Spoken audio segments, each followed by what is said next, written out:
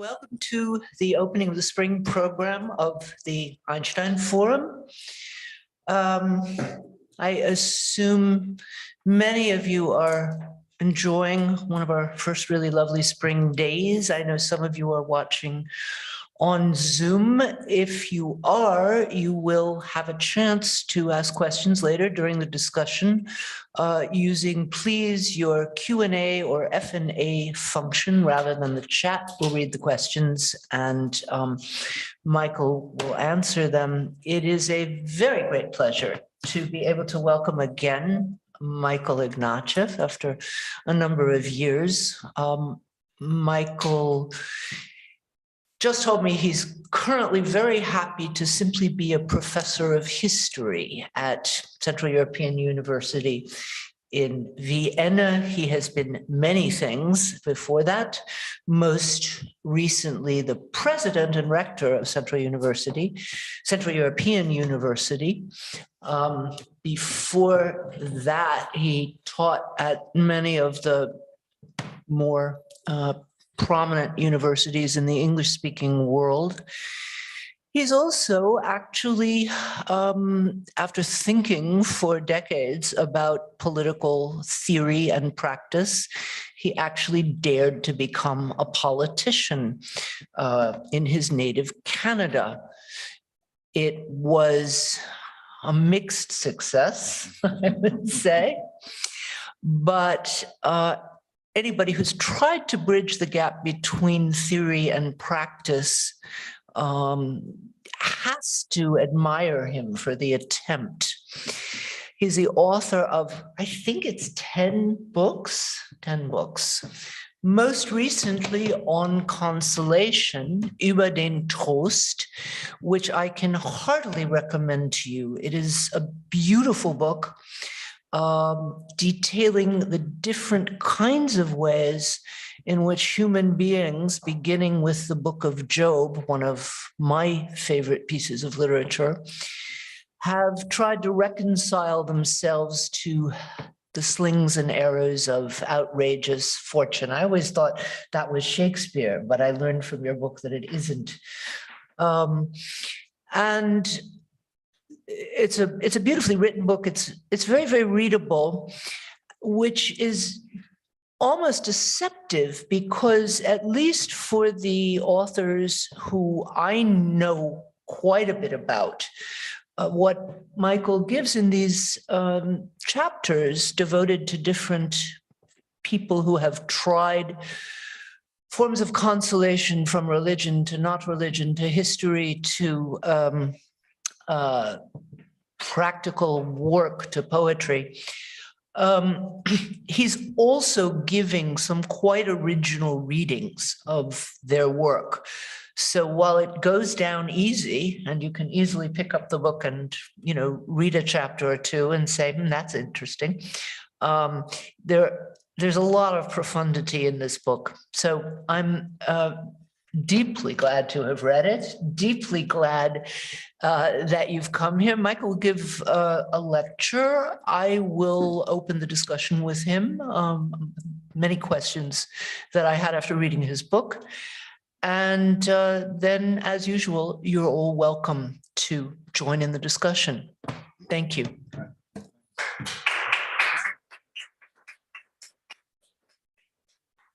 Thank you. Nice to be here, and thank you for coming on a night when it's so beautiful out there. Everybody can be forgiven for not being here. And spring is consolation. There we go. And thanks to Susan and Rudiger for their warm welcome. I've used this opportunity to have some second thoughts about this book, which I want to share with you. But don't be confused. You don't need to have read the book in order to understand the second thoughts. I think we can go through this together.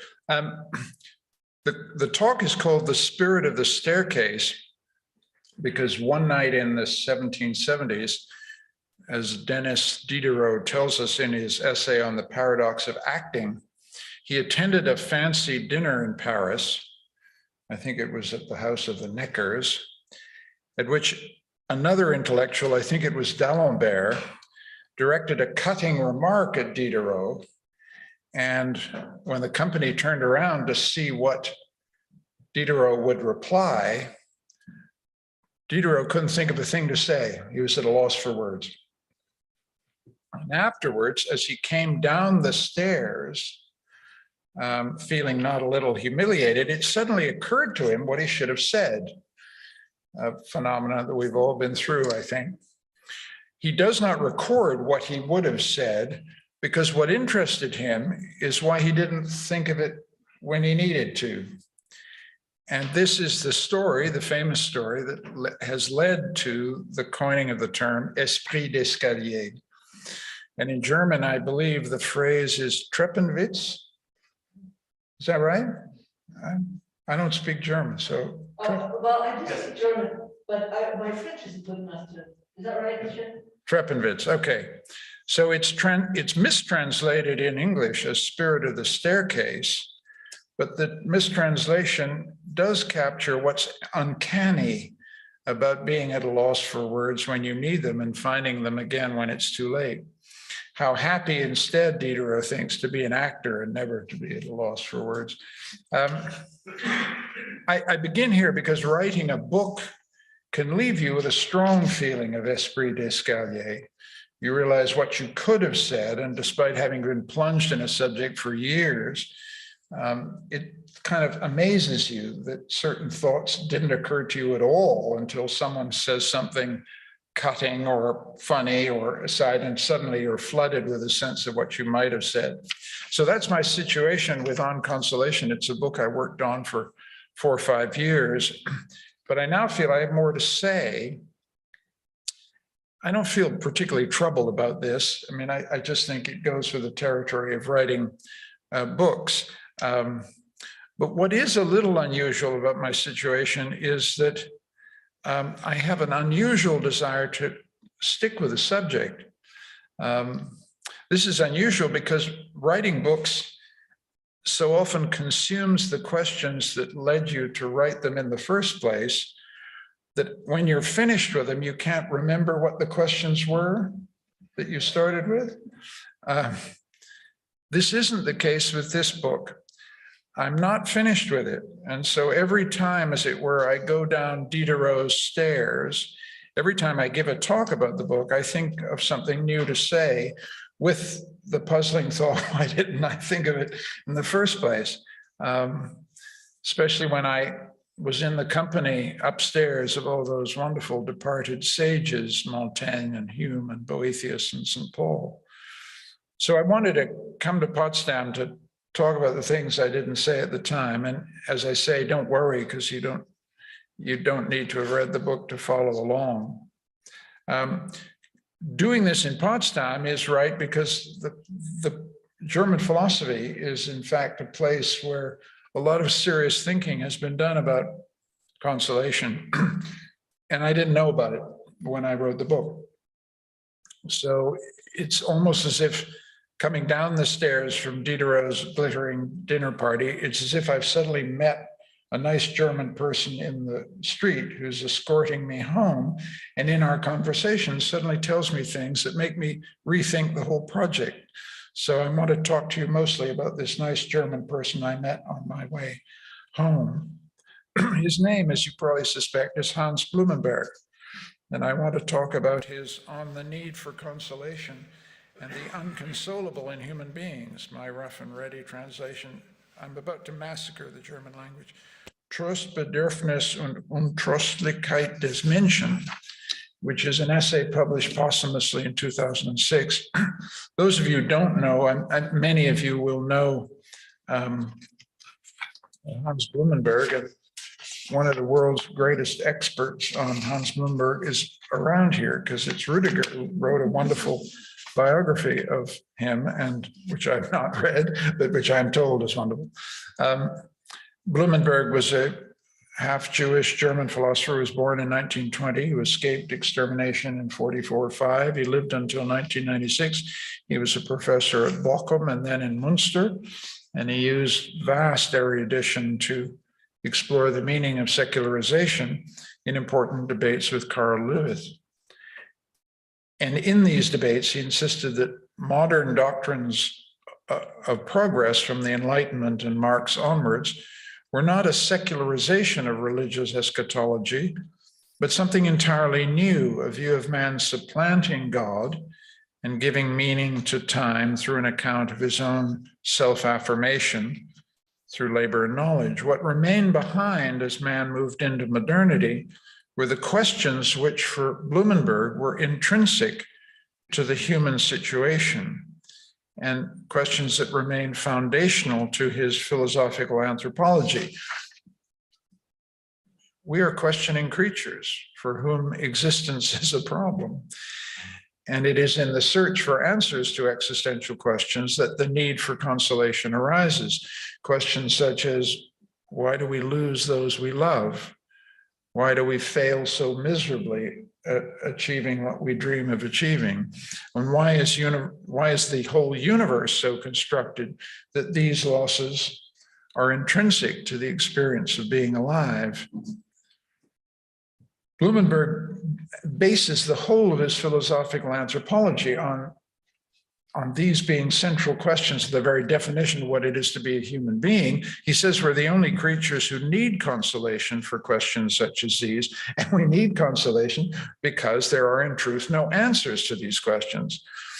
But nevertheless, we've found ways to relieve our pain at the mystery of suffering and loss through the use of symbols, rituals, and rhetoric.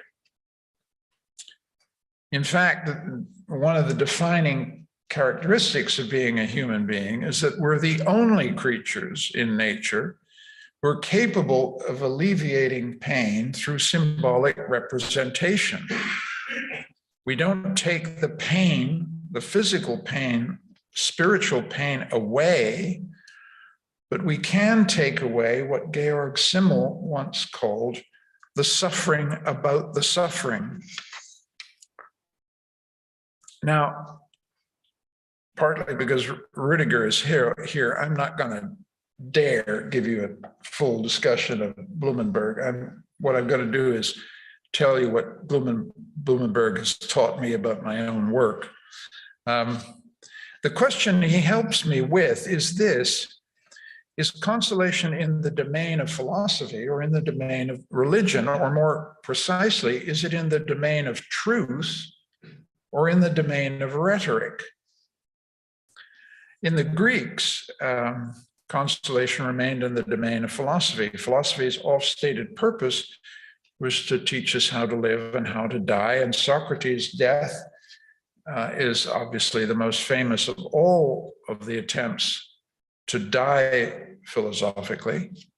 That is, and dying philosophically means lucidly attending to the truth of the experience, the coldness in the fingers, the drowsiness in the head, as the hemlock begins to have its effect.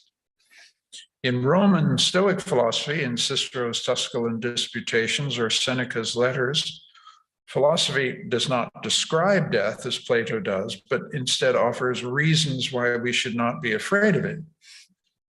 If I can just say in passing that Seneca and Cicero's letters on this subject are among the least consoling reflections about death that I've ever read. They're all in this kind of get a grip, man up, face up mode. And as I discovered when I read Cicero's letters on the death of his own daughter, this discourse didn't even convince its author. So from that point of view, that was the moment in my own research when I did begin to wonder whether philosophy, that is, discourses in search of rationally discernible truth, had any capacity whatever to console anyone. I think Blumenberg, and I'm going to extrapolate from Blumenberg, I think he agrees with me. What he liked about Boethius's Consolation of Philosophy was precisely that it was a dialogue between Lady Philosophia and a prisoner awaiting death. And what Boethius seems to have understood is that it's not truth we need in order to face the hour of our deaths, but rhetoric. And the point is that rhetoric takes two. It takes a speaker and a listener. And what Boethius recreates in the wonderful Consolation of Philosophy, is a dialogue between someone who speaks and someone who listens. And that's the core of rhetoric. Two quotations from Blumenberg on rhetoric and on consolation seem worth reading to you. And the first is, consolation is an exclusively human form of liberty we have in relation to reality. It's the freedom to ensure for ourselves the possibility of life, not through an actual removal of the suffering, through a physical improvement, but to be able to do this also despite of the unchanged continuation of reality, to be able to do this ultimately through a fiction. Key word here is fiction. Consolation is a fiction, an exercise in rhetoric designed to help us bear the unbearable. And while philosophy would look sternly at fictions, Blumenberg disagrees. Rhetoric, he says, cannot simply be disparaged if we can assume that man is predestined to it by his needs. That's the philosophical anthropology coming forward. It's not simply the art of demagogic lure. It has also had its meaning for forms of spiritual care and for bringing about a better disposition of mind and more joy of living. Here's the killer sentence. The fundamental error of all criticism of rhetoric is the assumption that the naked truth that is concealed by it would on its own suffice to cope with what is revealed. What Blumenberg is saying is we can't cope with the implacable truth of loss. And so we tell ourselves stories. And we know that they're stories. To go back to Diderot for a minute, Diderot was fascinated by this extraordinary quality of human beings. And his example was from the theater. We accept dialogue in a theater and the display of emotion conjured up by an actor's art as if it were real, through a willing suspension of disbelief. And this helps me, at least, to understand consolation as a performance. It's a fallacy, I think, Blumenberg would say, to believe that consolation proceeds by proof. It proceeds by persuasion. And in persuasion, it's the speaker, not just the speech, that does the persuading.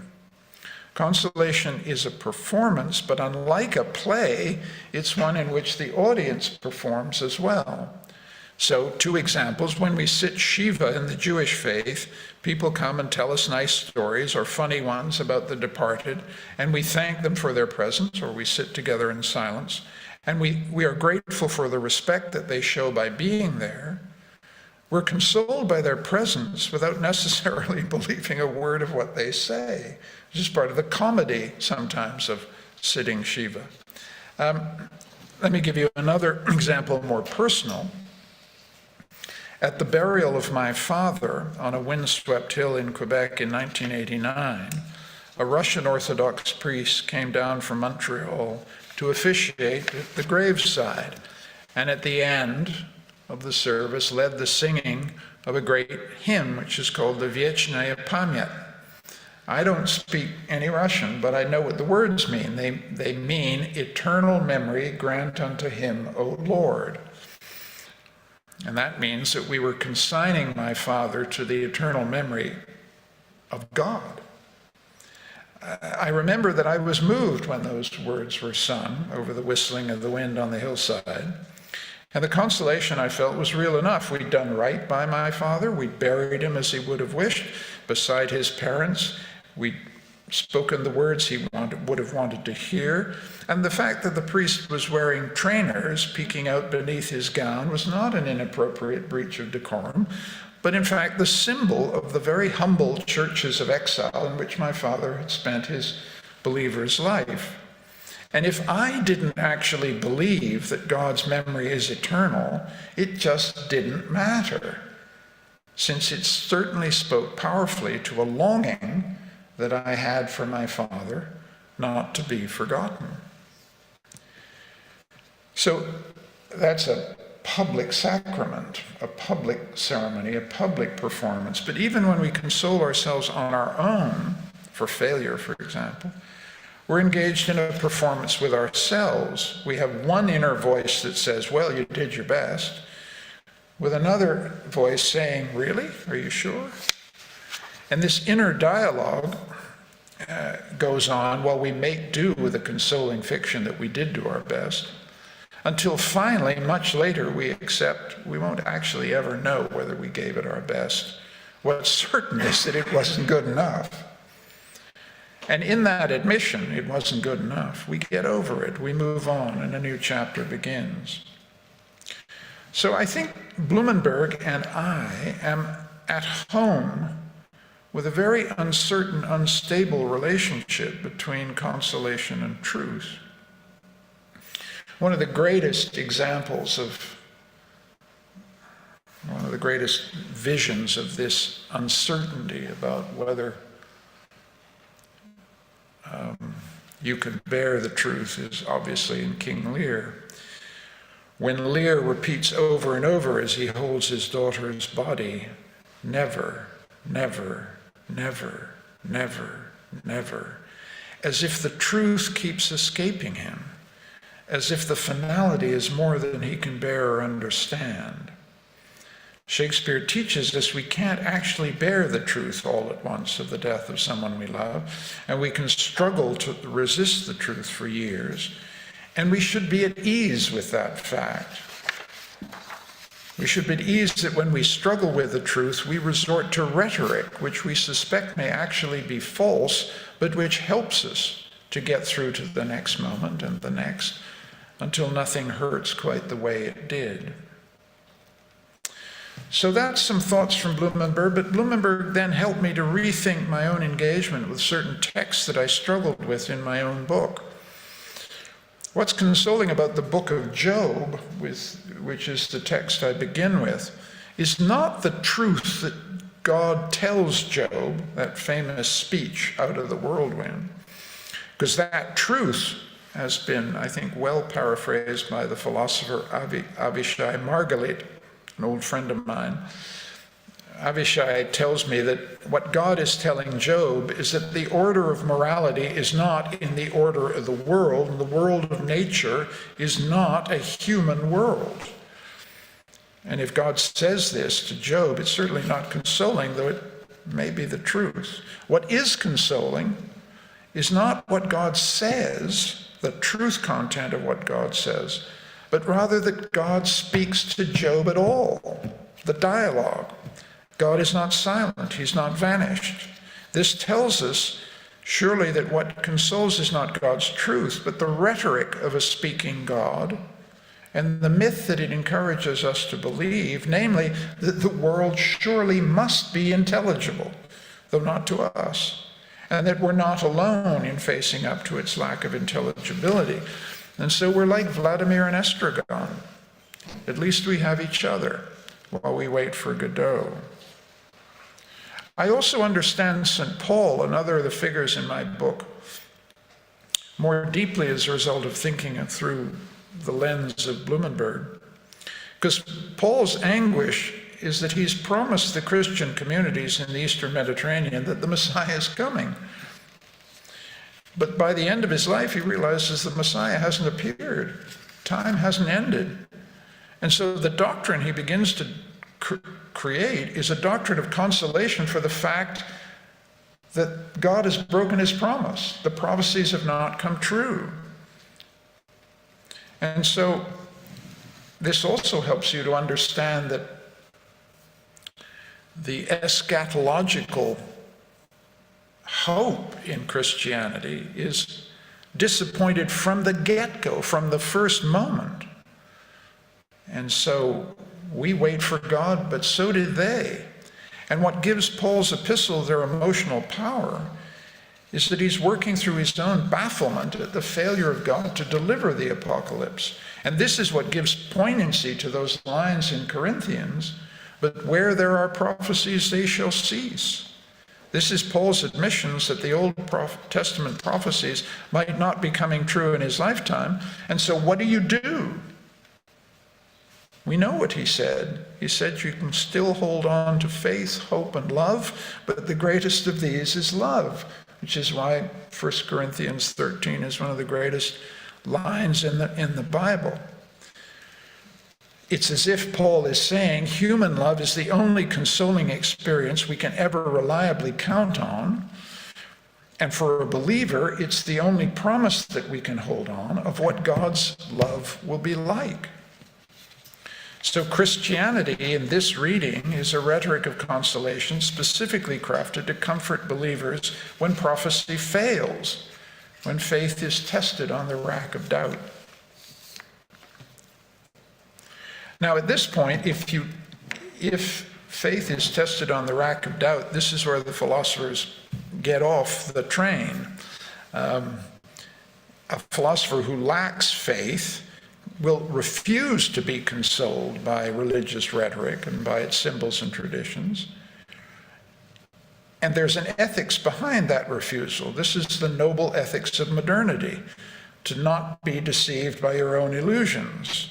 The philosopher believes we cannot, in fact, be consoled by anything. We can be reconciled with the facts. We can accept the truth. The goal of philosophical reflection on ultimate questions is lucidity, not consolation. But I don't see it quite that way, and I suspect that Blumenberg doesn't see our situation that way either. I don't see us marooned in a secular modernity, cut off from the religious past by our own virtuous, self-denying ordinance about rhetoric. The Psalms continue to console us, even if we do not believe in the shepherd who figures in the 23rd Psalm, that wonderful image of the shepherd who makes us lie down by still waters and who soothes our soul. I mean, this rhetoric allows those who have faith that a shepherd exists and those who do not to meet on the shared ground of a sympathetic understanding of what these verses are trying to say. Thanks to the rhetoric of the Psalms, we at least get an idea of what it would be like to have faith. And that's consoling in the sense that we're not separated by some steel barrier of reason from those we care about who do have faith. And this is an urgent question in my case because my brother happens to be a believer. And there's a barrier between us that only the Psalms allow us to cross. The other side of the Psalms is that the Psalms are unfailingly honest about what it is to be desperate and alone. And we can identify with them and understand that faith is not the absence of doubt, but the belief that doubt can be overcome. And the point is, we can identify with these states of mind even if we don't have faith. Identification is not in the domain of truth, but in the domain of emotional solidarity. And in this case, I think that identification allows us to cross the divide that separates believers and unbelievers. And this practice of identification, again, to go back to Diderot's paradox of the actor, occurs in the theater. Why is it that words and emotions in a performance that we know to be a performance nevertheless exert such a cathartic effect? Diderot's paradox expresses the idea that actors don't express their own emotions, they produce them. They perform the emotions, preferably with an icy heart, Diderot said, so that they can maintain mastery of the effects throughout the performance. Here, rhetoric produces an effect independent of and despite the truth. The actor produces an effect of sincerity without being the least bit sincere, an effect of authenticity without being the least bit authentic. And so, by analogy, when we listen to Mozart's Requiem or Bach's Matthew Passion, we discard the question of whether we believe in the doctrines these magnificent pieces of music depict, and instead surrender to the impact their performance has upon our emotions. Whether we think Christian doctrine is true or false seems irrelevant to their power to move and console. And it's not credulous or inauthentic to feel consoled by music that is intended to incarnate doctrines we happen not to believe to be true. So if we then widen out the frame and think about what secularization means in the modern world, I think we're seeking to have it both ways at once. To refuse rational assent to doctrines that no longer convince us, while holding on to the rhetoric of religious consolation, since secular life has no substitute. And this produces a tension at the heart of all of our experiences of consolation. Do we have a right to be consoled by rhetoric? Is the consolation real? Is it authentic? We experience consolation with this double consciousness at all times. And one of the people who understood this best, of course, is Sigmund Freud. One of Freud's great contributions was to make us suspicious of our longing for religious illusion and to understand the emotional drives that lead us to seek consolation and to appreciate the conflict that endures between our emotional need for solace and our rational quarrel with illusion. Seeking to give us that kind of lucidity about our own emotions, the purpose was to convert, as you all know, hysterical misery into common unhappiness. And here too, though, Freud also understood the therapeutic experience as a performance with two actors, the therapist and the patient, in which emotions are produced, transference. And these emotions were to be understood not as authentic or true, but simply as useful to the therapeutic enterprise. But therapy was not consolation, and the metaphor of cure that Freud uses here, and the metaphor of health, understood grief and loss as an injury or an illness that could be healed. Now, much has been gained by this understanding of what we suffer, but there's also been loss. The older religious traditions understood suffering not as illnesses to recover from, but as formative moments in which a character could be defined through the enactment of virtues and the performance of virtues on the stage of common life. It's important to stress this stage of common life because consolation is a social act. It's the deepest test of human solidarity, as anybody knows who's actually tried to console someone who's just lost someone they love. And it depends on psychic attributes that distinguish human beings as such, namely empathy, our capacity to imagine another person's state of mind and to act out for them expressions of sympathy that relieve their suffering. And it is a performance to console someone, but it is a performance that's not any less real for being a performance. And it's foundational, this performance, to the maintenance of a predictable moral world in which we all depend. Survivors of concentration camps have told us just what it is like to be in a moral world in which consolation and empathy have been banned. One of the magisterial witnesses who lived through a world without empathy and without consolation and spent the rest of his life recovering from it, obviously was Primo Levi, who figures in my book. But he tells an extraordinary tale, which I didn't mention in the book, an extraordinary tale about consolation that occurred in a barber shop in Auschwitz in the days after the liberation by Soviet troops in 1945. The barber who shaves Levi and tries to clean him up was a French prisoner of war, a devout communist who'd been confined in the other part of the camp and was now cutting hair for Jewish survivors. And he and Levi get talking in the barber's chairs, and Levi confesses that before liberation he'd just about given up hope. Whereupon the French barber looks at him completely baffled and says, "Mais Joseph était là." Joseph was there. He means Joseph Stalin. And what the barber was saying is, Primo, you shouldn't give up hope, because not just because the Soviet army had just liberated the camp, but because the Soviet Union's existence was a promise, not only that Hitler would be destroyed, but that a just world would be built on the ruins of the old.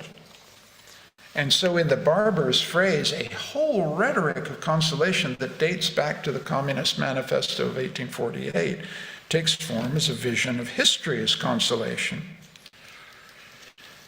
Now, this is where, again, Blumenberg was so insightful. Many have sought to dismiss the Marxist vision simply as cheap secular transmutation of Christian eschatology and condemn it as such. But Blumenberg is much more interesting, because he says instead of rejecting dialectical materialism of the kind expressed by the barber as yet another exercise in false consolation, Blumenberg respects the needs that are expressed in this use of history as consolation. He writes, "There's no denying that the resonance of an appeal of the kind of the Communist Manifesto to modern consciousness was prepared by expectations that became articulable in the language of theology.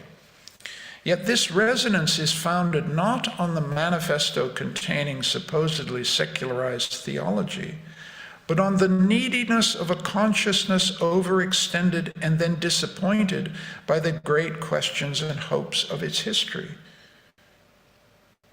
So it's not easy to make sense of what he's trying to say here, but the gist of it surely is that the great questions we ask of history and the hopes we have in it overtax and overextend us, but we cannot leave them behind, is Blumenberg's point. The idea that we just renounce this search for the consolations of history fails to understand how deeply these needs for consolation run within us. And the same issue could be addressed not just to the Marxist doctrines of progress, but to their liberal equivalents, as expressed by progressive meliorists like Professor Steven Pinker at Harvard or Hans Rosling of happy memory. These new accounts of liberal progress also insist their accounts of history are not just exercises in consolation, but solidly grounded in important facts like rising life expectancies for most human beings, declining rates of poverty for most human beings, increased levels of literacy for most human beings, increasing measures of environmental sustainability, all of which is assembled into a story of unquestionable progress for the species as a whole. And we live in, this may be the last remaining secular doctrine of consolation that we have, and we saw it at work during the pandemic. It got us through the pandemic, through the dread and isolation of misery. We were told if we hang on and have our faith in science, we'll get through this together. And that's fine. And I don't want to cast doubt that progress has occurred. There must be progress if we can generate a vaccine in the space of 9 months and then diffuse it to half of the human race or a third of the human race. So the issue is not whether progress occurs, but whether it's consoling. And I think that's a question worth asking, simply because these doctrines of consolation about progress are a little abstract if you've just lost your son or daughter or mother or father to COVID. That is, there's a disconnect. The least effective consolation you could possibly offer to someone who's just lost someone from COVID is to say, well, remember, lots of other people survived. There's a disconnect, in other words, between the generality of this consolatory rhetoric of progress and our actual experience of suffering and pain. But, and I am coming to a conclusion, Blumenberg, I think, is right that it simply won't do to say, let's put all of these languages of progress aside because, as consolation, because we've got to make peace with something that is very deep inside us, which are these needs for an understanding of the direction of time, these needs for a sense that the future has a rationale and a rationality to it. And this is what I've learned, I think, from the particular German passerby whom I met as I came down from Diderot's dinner table. That consolation, thinking about it, takes us into the unappeasable, even insatiable heart of us as a species, that we ask questions about the past in the expectation that we can face the future with some answers. And even when we suspect that the truth eludes us, we settle temporarily for fables, for inventions, for narratives that help us to remain hopeful in the face of facts that include death and dying, failure and loss, Ukraine, pandemics, and all the rest. As Blumenberg helped me to see, any essay on consolation is at its heart a piece of philosophical anthropology, an anthropology of ourselves and of the strange performers with whom we share the stage of life. So thank you for listening.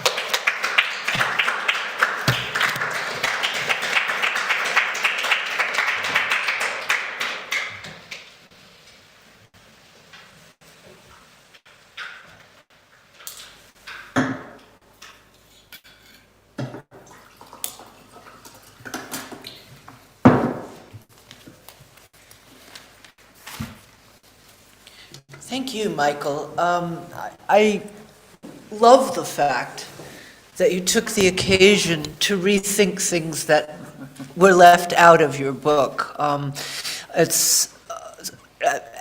you're absolutely right. It does belong to writing a book. At least it's been my experience. Publishers hate it when you say, wait, for the second edition, I want to add a bunch of stuff. I've done it a few times. But not everyone actually, sits down and rethinks as you just have. It's been many years since I've read Bloomberg, and I also wouldn't dare say much about Blumenberg with Rudiger in the room.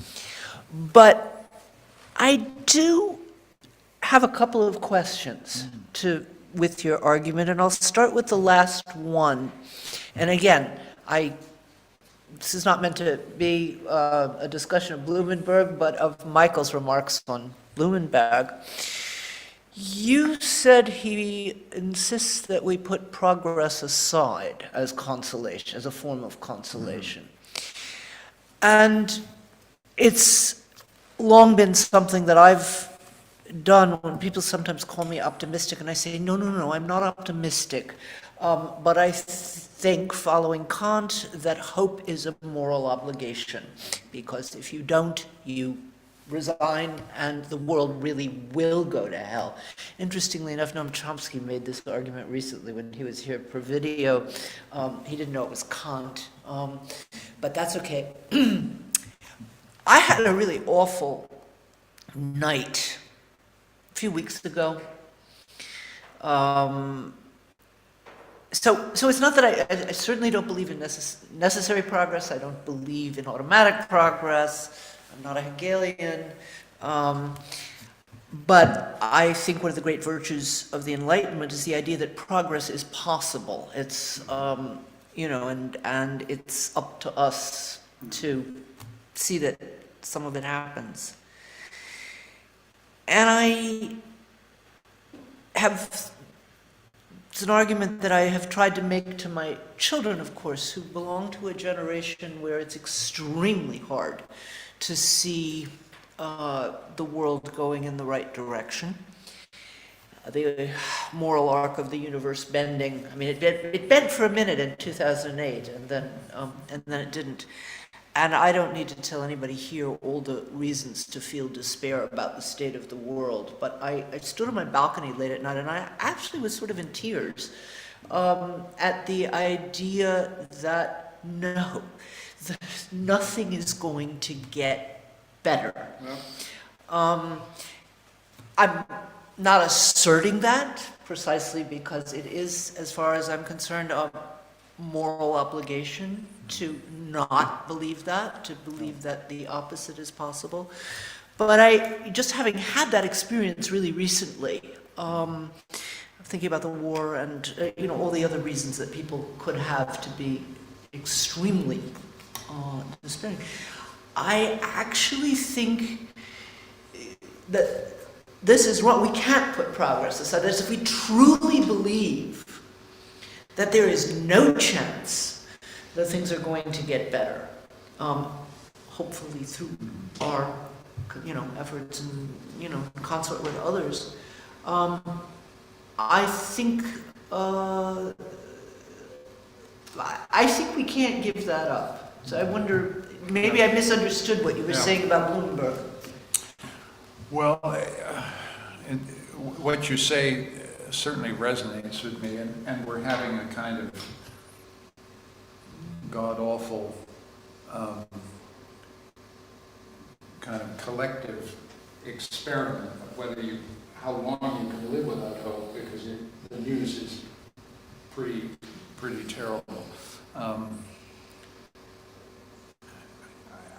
I think I'm not entirely clear about this, and that's why your challenge is a good one.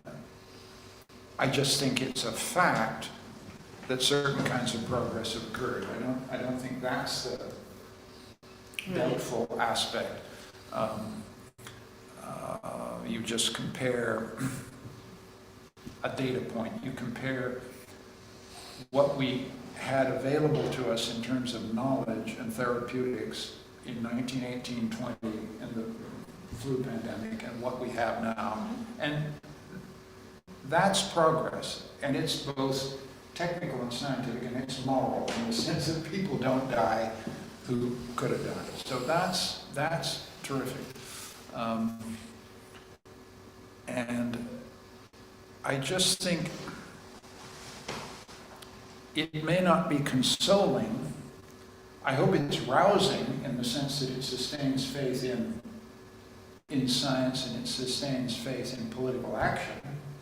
I mean, one of the things about the pandemic that I take away is that we rose to the challenge. Democracies didn't fall apart. It wasn't terrific, but it could have been a hell of a lot worse. Okay.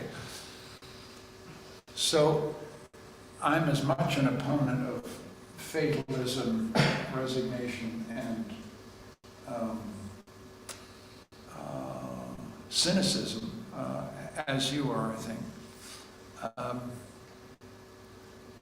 But I just don't want this particular example, the pandemic example, to do more work than it can possibly do. Simply because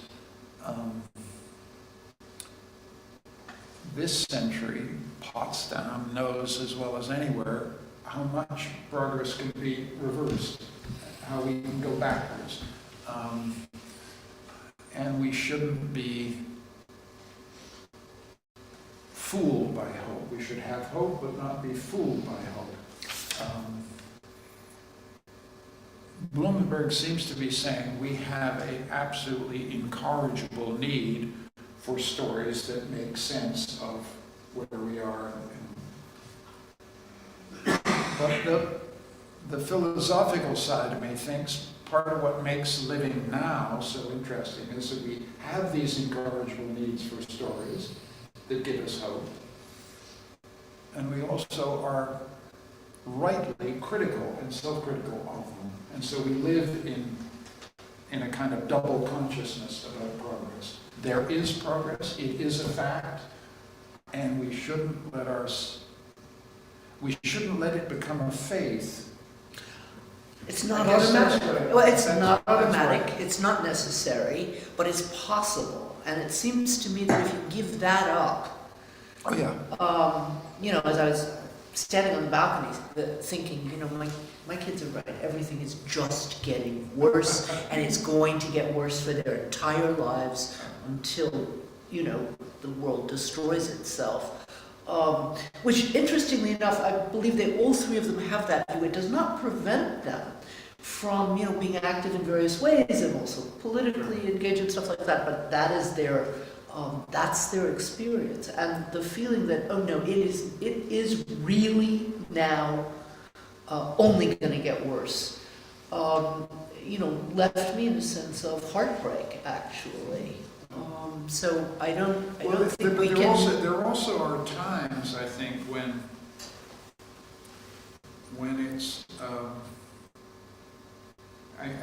this is, I guess, my point, that the news is so bad that you really want to tell yourself a happy story. Let me shift to Ukraine. You want to tell yourself that a democratic people have become aware of themselves in 8 grinding years of struggle and have astonished themselves and astonished the world by the courage of their resistance. That is a story that happens to be true, but it has very little predictive value for what might happen, is all. And so you want to tell both stories and hold both stories together, because what is happening in the Donbass right now, tonight as we speak, may simply take the story in a very different direction. And we just have to, you know, that's part of being lucid here, I think. That's all. I have 2 more questions that I'm burning a little bit, and then I'll give the floor to other people.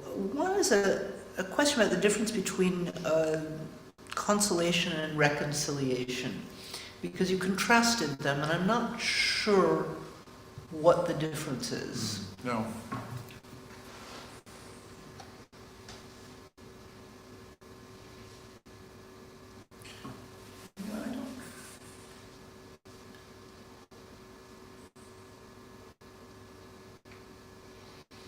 I think of reconciliation as being reconciliation with people. Mm-hmm. You know, I have a difficult brother. I won't get autobiographical here. I have a very difficult brother. My brother is currently very sick, so it's on my mind. To be reconciled to him is to just take him as he is. So I'm going to say yes to the whole thing. He is what he is. There's nothing I can do.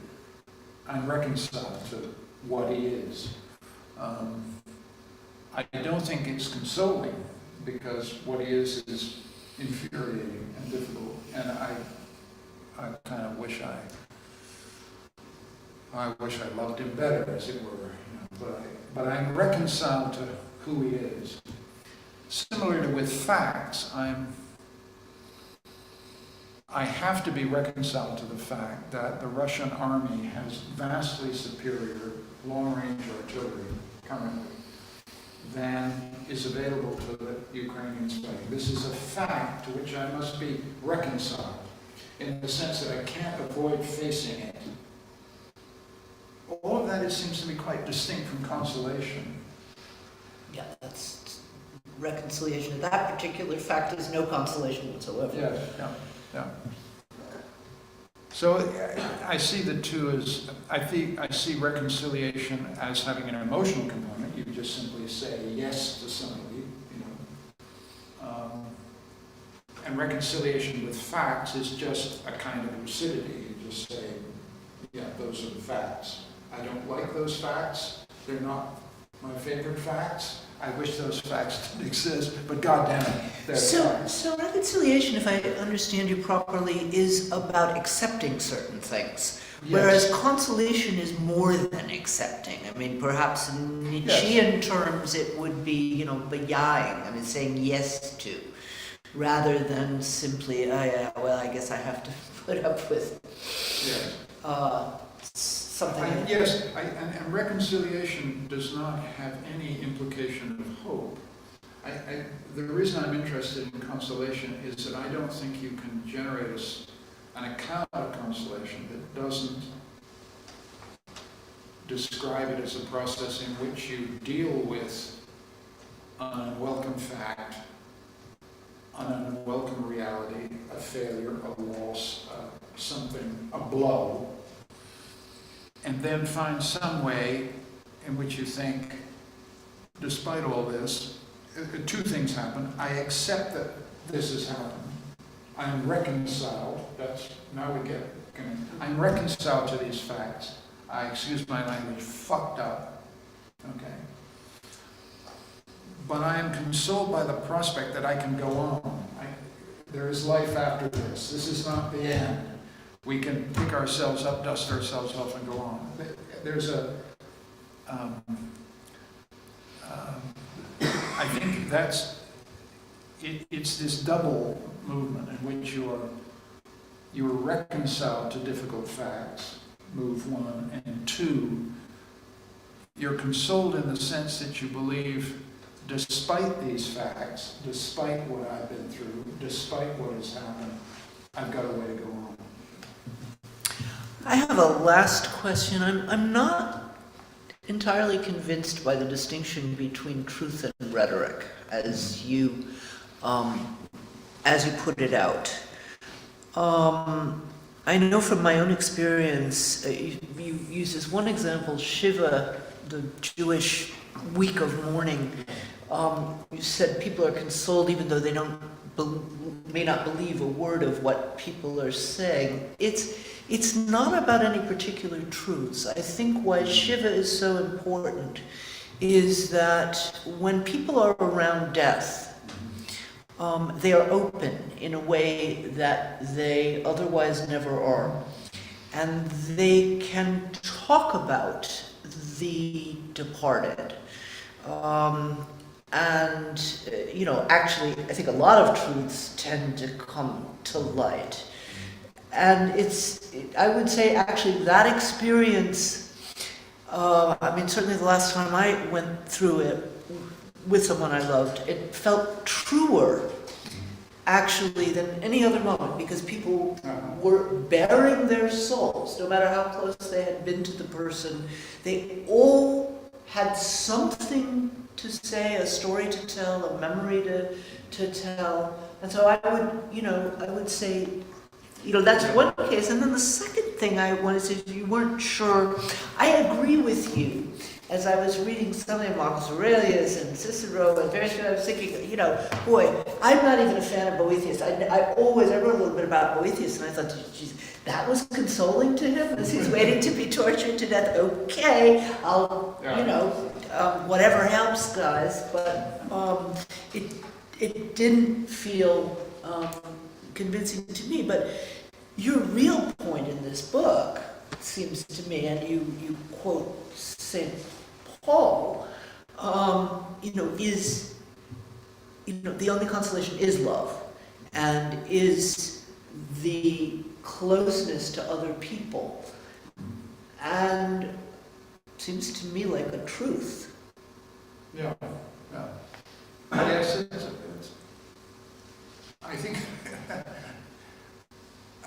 think I may have given a kind of Borscht Belt version of Shiva, in the sense that, one of the things that does happen in when you're sitting and people talk about somebody that, they say a lot of things. You're giving me a different story, which is, in fact, in front of death, there's, as you said, a kind of openness, and truth gets open.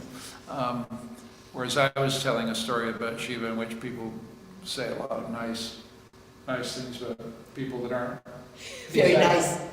Either are slightly malicious or not true at all.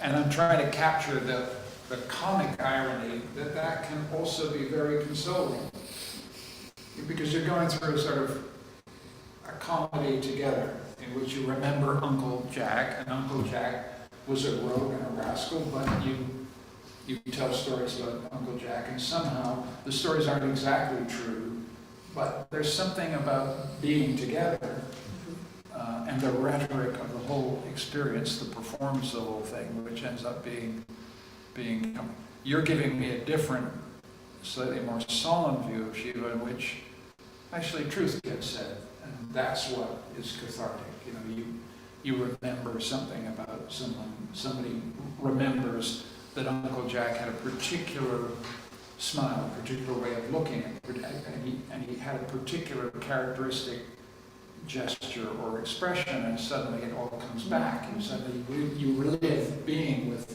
Uncle Jack, and you feel this.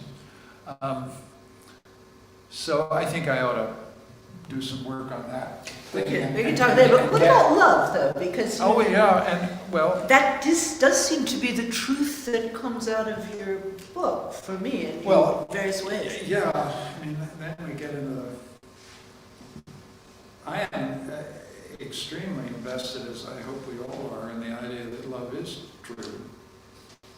But notoriously, we know that's one hell of a complicated thought. We only have the depth and intensity of our feelings to go on. We only have the depth and continuity of the time that we are with someone. Over time, we begin to have a feeling that this is true, this is solid, this is I've certainly had that experience in my own life and feel it's the nicest thing that happened to me. Okay, but love is also a performance. It's also full of a certain kind of rhetoric, and it can be very queasy. And Paul is saying, on the other hand, Paul would not have written that if he didn't believe, as you say, that there is just it's the only truth we'll ever know. So that then gets you into complicated questions about not propositional truth, but emotional truth. And how do we know the truth of our emotions and our feelings? And complicated subject. I think if you're telling me I've set up an opposition between truth and rhetoric that is exaggerated. That's what I think, yeah. We learn about the truth of love through rhetoric. Okay. Among other things. True. So,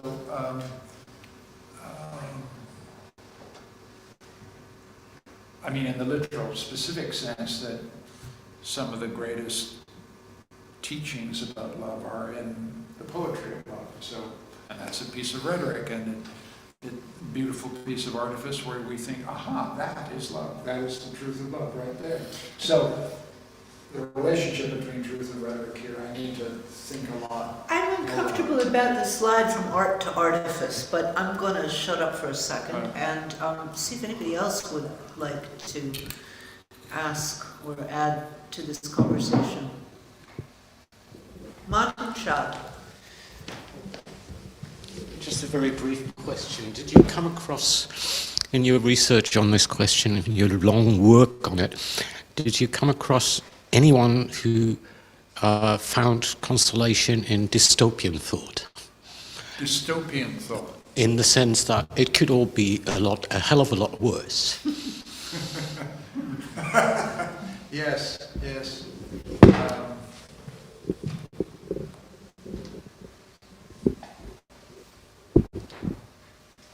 I think my straight answer is no, but it's a terribly interesting question.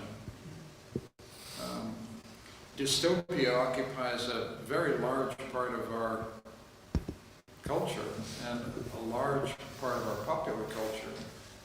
You know, I'm not somebody who likes horror films. I'm not somebody who likes dystopian films. I avoid them. But clearly, there are lots of people who think, wow, this is, for precisely the reason they come out of the theater and think, well, it could be a lot worse, right? slightly like, I hit myself with a hammer long enough when it feels great when I stop. I go, wow, it seems perverse to me, but that may just me being uncharitable and not understanding what sends people to dystopia. I think there's another more positive sense of dystopia. I mean, what is 1984 but dystopia as warning? Tremendously powerful image of the future to say, we don't want to go there, we want to go somewhere else. 1984 is an extrapolation of certain trends in the present that he thought were terrifying and dangerous and would end human possibility. So that, it's very difficult to think of 1984 as a consoling book, however. I just think it's a lucid book, but not a consoling one. And I don't want to enlarge Consolation so much that it takes in everything, because then it loses all definition. It's a very interesting question. I'm going to call on people I know by name, but everybody I don't know by name is, of course, also encouraged and welcome to question or comment. That includes those of you who are watching on Zoom. Misha Gabovich. So thanks a lot. This has been extremely illuminating for me, especially because I work on commemoration, war commemoration. And I guess I had always tried to think of commemoration as a form of consolation without it really being clear in my mind that that was what I was interested in. And I think you really gave me a huge piece of the puzzle tonight in terms of how to think about why people engage in various forms of war commemoration. And I really liked what you said about the performative effects of stories, of narrative. And I guess, unlike Susan, I do see the point of the distinction between narrative as truth and narrative as performance that can have consoling effects. But now I'm wondering about the performative effects of non-narrative, right? Because I think that it's become almost commonplace to talk about almost everything in terms of narrative, right? Even to talk about performances as contributing to narrative. But what about thinking about it the other way around, right? So, I mean, my life is currently a nightmare because I'm closely connected to Ukraine and also to other post-Soviet countries, and it's really very, very difficult to find consolation. And I found that, of course, some of the stories that you mentioned are important, but really almost the only thing that really gives me consolation, even for a brief moment, is physical activity, like riding a bike, things like that. Which has nothing to do with narrative, which are actually the few moments when I manage to distract myself from any kind of story and any kind of narrative. And the effects can be very powerful. So I'm wondering what you would say about the consoling effects of non-verbal, non-narrative performances, and whether you see an interesting difference between those effects and the performative effects of narrative. It's also a very interesting question, which is what one says when one's playing for time. But in this case, your example of a non-narrative performance that is, comforting to you, is riding a bike. I would distinguish between consolation and comfort.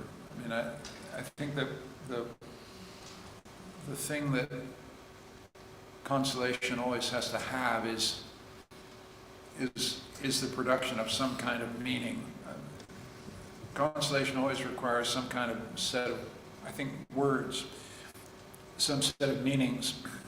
Comfort, if I was to comfort Susan, I would simply put my arm around her. we've known each other a long time, so I think I could do that. I do. I just give her a hug. That's comfort. Consolation, I'd have to talk to Susan. Hopefully I'd have to listen to her. If she'd suffered some grief, I'd say, tell me about it, or tell me about her. And we'd listen, and I'd listen, and, and then we'd, and if I knew her, then I would say something. And if I didn't, I would say, she sounds like a fantastic person. And I begin to understand why this has been such a blow. So it's a performance in the sense that there's lots of talk. Comfort could be completely non-verbal. One of the things I don't mention at all in the book, and this gets us into the area of non-narrative, is just objects. As I get older, I must have some very kind of Protestant, high-minded thing that objects are kind of trivial or unimportant, or I must be unencumbered. In fact, now, my wife and I live in an apartment in Vienna, and to my wife's astonishment, the place is absolutely full of my tchotchkes. I'm surprised by the fact, but how much consolation, in this case it is consolation, I get from having objects and things that essentially are the biography of my life. Well, I backed in to, in fact, what these objects are is, in fact, a concealed narrative of my life. Yes. An object I bought then, a hat I had then, a picture I bought then, something we did together. All of our houses or apartments are full of these things, and they have a very important function in maintaining continuity, and they're kind of, as I say, a suppressed narrative. So I've backed us back into narrative. You wanted to find an example which wasn't narrative, and as I think about it, I think about the objects in my study, for example, I realize they're a narration of my life. Well, music you talk about. And music is also a narration. And then commemoration is an extremely interesting thing. I'm struck by how continually important it's been to me and how important it is to us all to have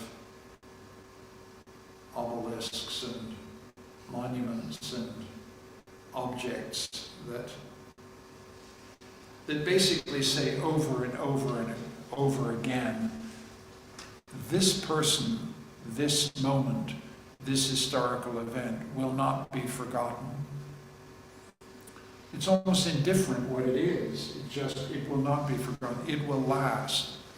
And I think there is a connection to Blumenberg. I think Blumenberg makes me aware of just how threatening it is to us to think about a world in which forgetting disappears, in which nothing is remembered, everything is swept away.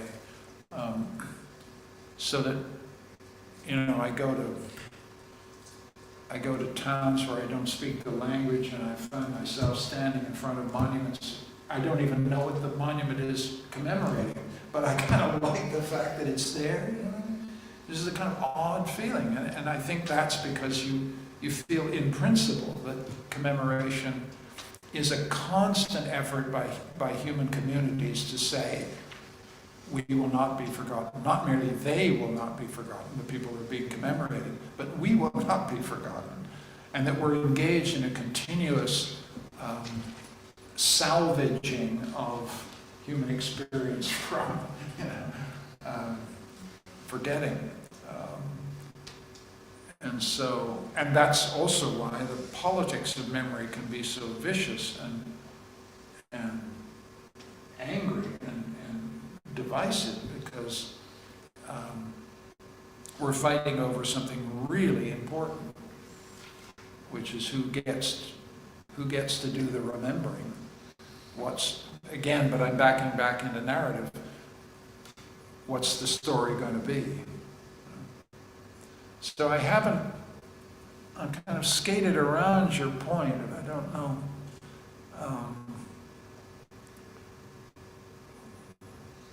I think I'm saying that almost all forms of consolation get us into some kind of narrative, is what I seem to have backed myself. Except for music, though, which you do talk about, and that's how the book started.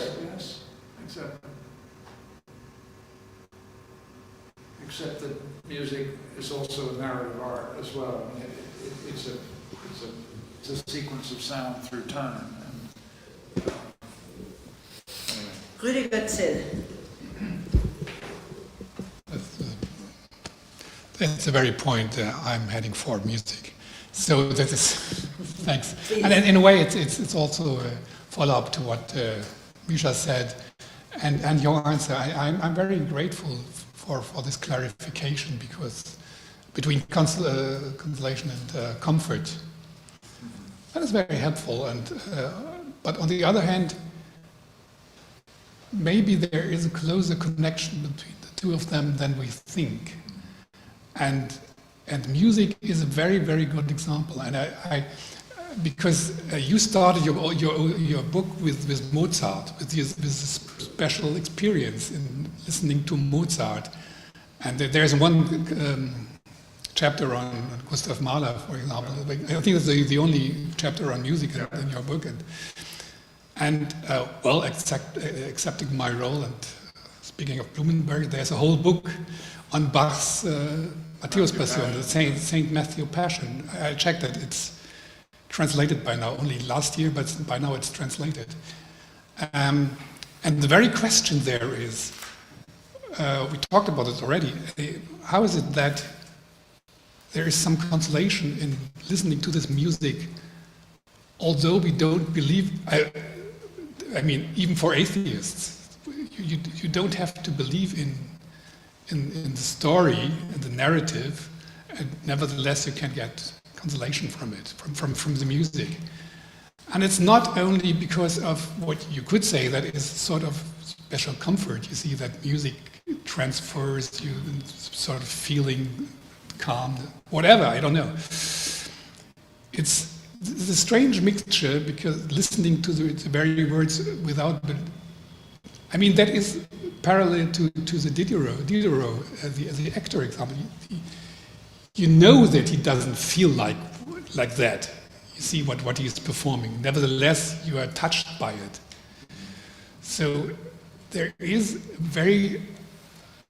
I don't have an answer myself, but there is a very close connection, I would say, between comfort and consolation, between the story, the narration, and the bodily sensation it comes with it. You see, that is, I think that is, that is very, Misha's bike is a very extreme example, but nevertheless, it is part of the story, because although it's, in the first glance, it seems that there is no narration to it, but in a way, maybe there is more narration, at least in the negative sense, to get rid of certain things that, and afterwards you have sort of catharsis, and that gives way to other thoughts and other narrations. Anyway, so as you see, I have no answer to that and no explanation, but my feeling is that there is a closer connection between the two of them than we think. Yes. Well, I've tried in the book to distinguish, to draw a sharp distinction between comfort and consolation. And in tonight's talk, I've tried to do a sharp distinction between rhetoric and truth. And they're both being one of the good things about talking about a book is that you force these things apart, and then in the discussion they come closer together. And I think you're making a good point, especially about music, because the impact of music is wordless. I mean, a lot of what it does to you is not propositional. And I've said that consolation is propositional. It's much closer to comfort, which is non-propositional. And so, a lot to think about. The gentleman next to I may take off this mask again. Yes, yes. I have just a question of a more general kind. Is there anything like a consoling culture, a cultural environment more apt to provide consolation or to enable people to console other people, different from other cultures who are not having this aptitude? You mentioned secularization, and you said something like the power to console, or the desire to feel consolation, to be consoled, is survived, so to say, secularization. So that means that secularized culture may be less apt to provide consolation, to enable people to console others, than a enchanted culture. There's this Max Weber kind of paradigm that Protestantism took away enchantment of culture, of human society and environment.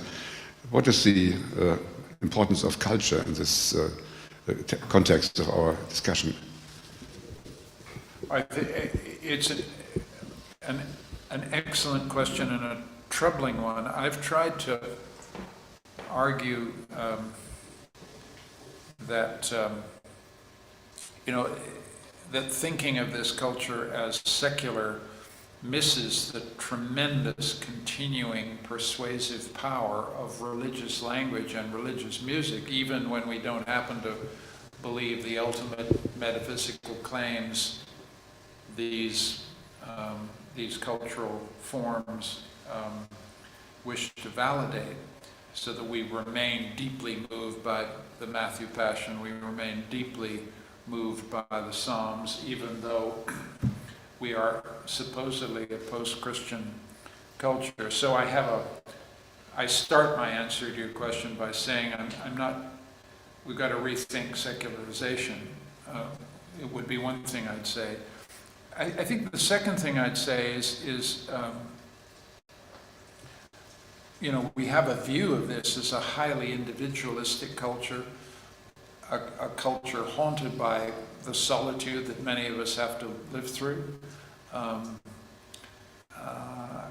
We have a sense also that it's a highly competitive culture, and some of this is very hard on consolation. 2 stories about that, and I don't do much with this in the book, but it's I think it's part of contemporary culture. The Consolation Prize is the prize you do not want to win in a competitive culture.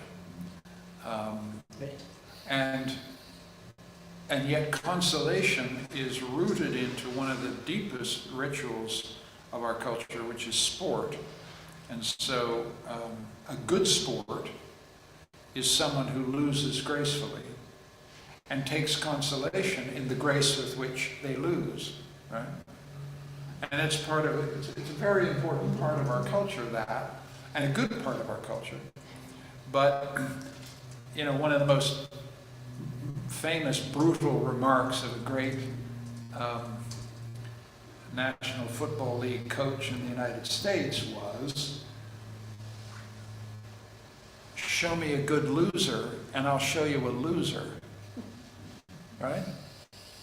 So our culture is pretty hostile to being a good loser. That is, someone who who consoles themselves by the grace with which they concede defeat.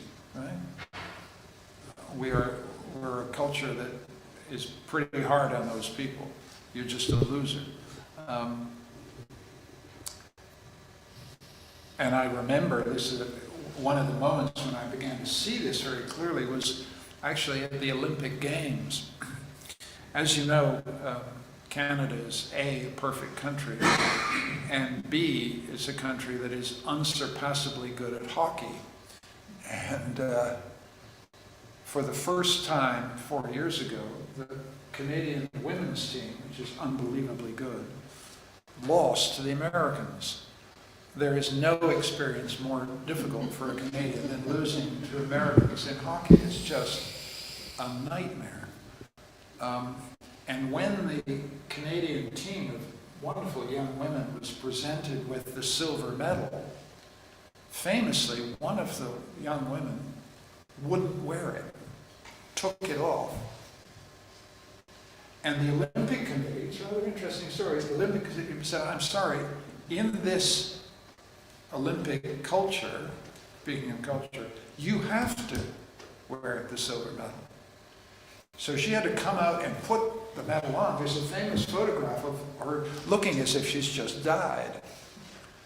So why am I doing this? I'm trying to say that the cultural question is extremely interesting. And the signals we send, particularly in key rituals like sports, are how we think about consolation as a whole. And part of, I think, what I want to do in this book is bring the idea of consolation back into the culture and think about it, because as I said,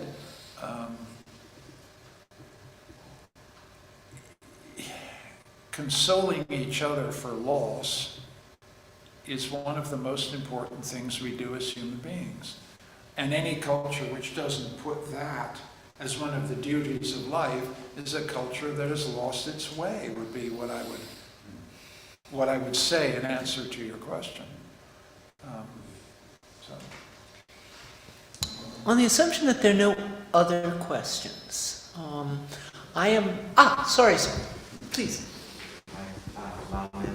You can take your mask off so we can understand you better. Thank you. Hi. Thank you for your talk. I found it interesting. You made this really interesting relationship between prophecy and consolation, and sort of consolation as, at least from what I was understanding, like sort of the failure of prophecy, consolation sort of coming in. And it made me wonder, so is consolation sort of, like, what is at the other end of consolation? Is it sort of like reform and revolution? Because when I think of prophecy, I think of revolution, and I think of prophecy as revolutionary or calling for revolution. And is consolation, is it sort of asking, is it a more sort of conservative? Is it asking for a maintenance of the status quo? Is it asking for, like, and I was sort of thinking about those things. Like, what is, how, because how does that relationship work? Like, is consolation the sort of like, and I was also thinking about it in terms of the state, in terms of relationships between citizens and the state. Yeah, I was sort of thinking about revolution and consolation. I think you're onto something, and it, in a way, connects to the previous question.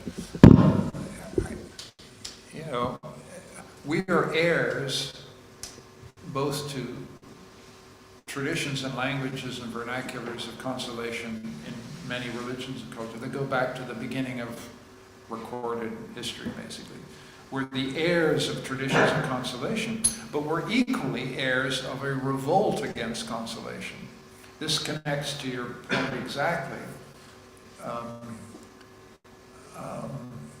I try to argue that the Christian tradition is a language of consolation to console people for the fact that the Messiah is not coming anytime soon, and the prophecies are still true, but you're not going to see him.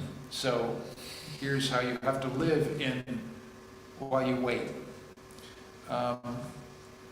But equally, and I talk about this a little in the book, there is a furious revolt against the language of consolation, beginning in the early modern period.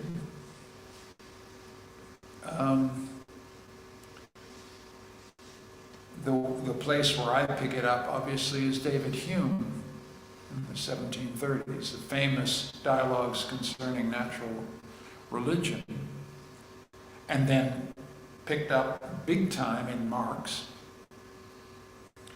in which what Marx is saying very simply, and it's extremely powerful, is the problem of life is not to be consoled.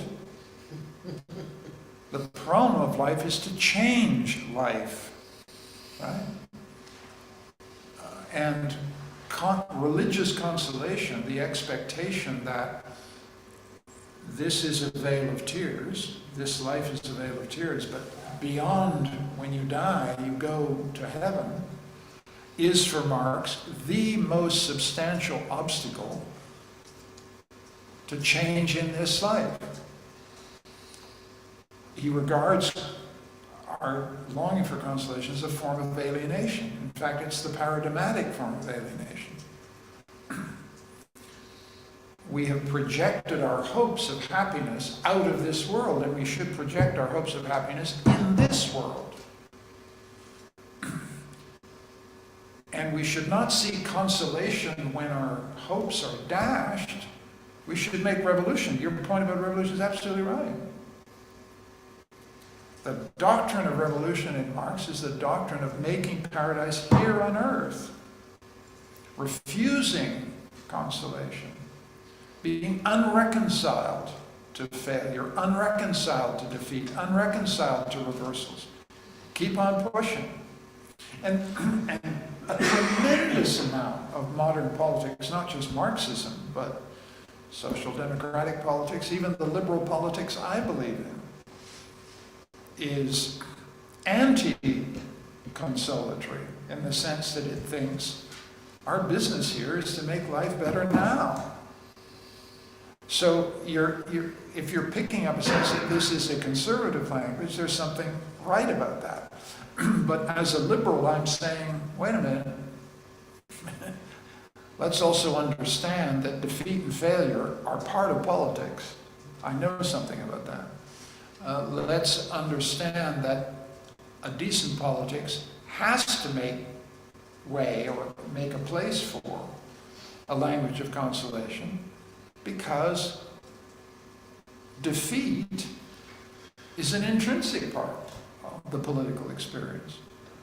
And the experience of political defeat, you should seek consolation after political defeat, not to accept, to become fatalistic, to give up, to be resigned, but to find some way to get back in there and keep fighting, which is the connection I'm trying to draw between consolation and hope is crucially directed at your question, right?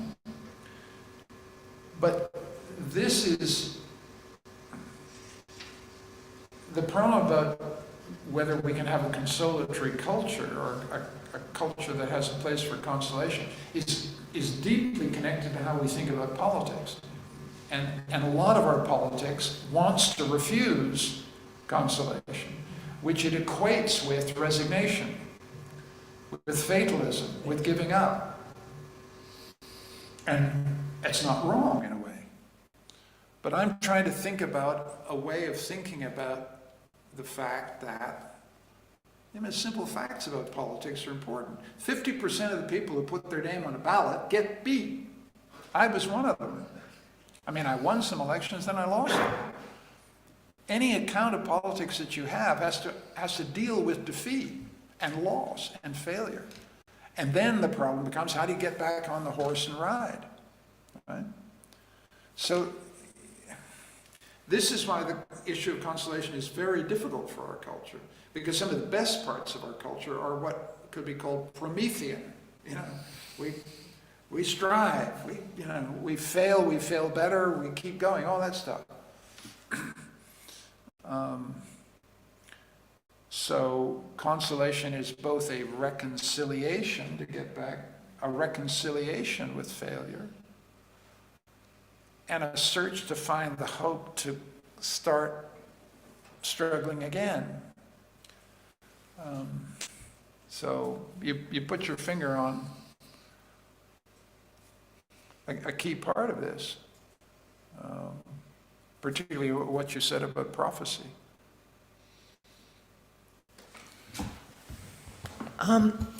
For the first time now since the pandemic, that is, for the first time in 2 years, I have the pleasure of inviting you now to what was a pre-pandemic tradition at the Einstein Forum, namely a glass of not terribly good wine, but a glass of wine nonetheless, downstairs, where we can continue to discuss informally. But I want to thank Michael for just such a thoughtful talk and discussion. I